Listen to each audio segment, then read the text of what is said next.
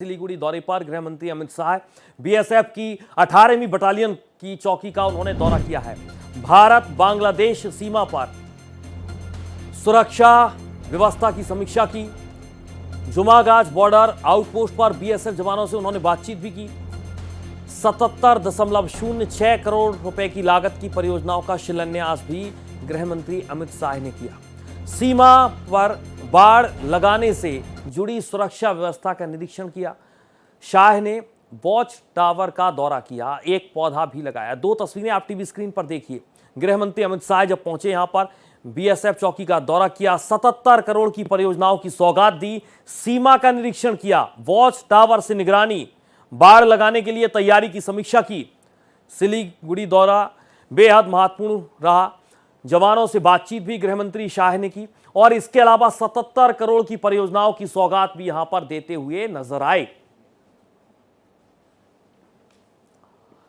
तो आज गृह मंत्री अमित शाह सिलीगुड़ी पहुंचे और यहां पर अलग अलग कार्यक्रमों में शामिल हुए। पहले बीएसएफ चौकी का दौरा किया, जवानों से बातचीत की, मुलाकात की, 77 करोड़ की परियोजनाओं की सौगात दी और इन सब के बीच इस खास मौके पर पश्चिम बंगाल के मुख्यमंत्री शुवेंदु अधिकारी भी मौजूद रहे। दो तस्वीरें आपकी टीवी स्क्रीन पर हैं। जवानों से बातचीत की शाह ने और 77 करोड़ की परियोजनाओं की सौगात दी है। अब आपको बताते हैं अमित शाह के इस दौरे के कौन कौन से बड़े बड़े फैक्टर हैं और किन किन मुद्दों पर सबसे ज्यादा वो फोकस अक्सर रहते हैं। इसको आप जरा बेहतर तरीके से समझिए। 8 राज्यों और 3 देशों से जुड़ा है चिकन नेक और इसीलिए चिकन नेक की चर्चा बहुत ज्यादा होती है। चिकन नेक गलियारे की सुरक्षा पर आज गृह मंत्री अमित शाह ने मंथन किया है। 17 से 22 किलोमीटर लंबा क्षेत्र है। 17 से 22 किलोमीटर लंबा क्षेत्र है।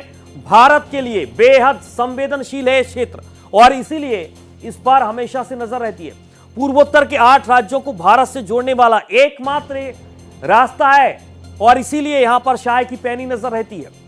ये गलियारा 3 अंतर्राष्ट्रीय सीमाओं के बीच स्थित है। अंतर्राष्ट्रीय सीमाओं के बीच ये गलियारा स्थित है। इसके अलावा उत्तर में नेपाल, दक्षिण में बांग्लादेश और उत्तर पूर्व में भूटान के बीच इसकी मौजूदगी है। ये पूरी पिक्चर हम आपको बता रहे हैं चिकन नेक की। चिकन नेक को आपको अगर समझना है तो इन पूरे अलग अलग फैक्टरों को समझना होगा। भारत के लिए क्यों जरूरी है इसे भी आप समझ लीजिए। पूर्वोत्तर के 8 राज्यों को भारत से जोड़ने वाला एकमात्र रास्ता है और इसीलिए इस रास्ते की सबसे ज्यादा चर्चा भी होती है।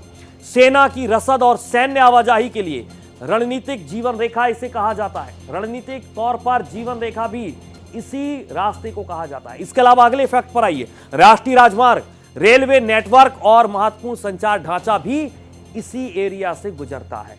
यानी कि तमाम अलग अलग तरीके से रास्ता बेहद महत्वपूर्ण है और इसके अलावा किसी भी रुकावट का असर पूरे पूर्वोत्तर यानी कि नॉर्थ ईस्ट और राष्ट्रीय सुरक्षा पर पड़ सकता है।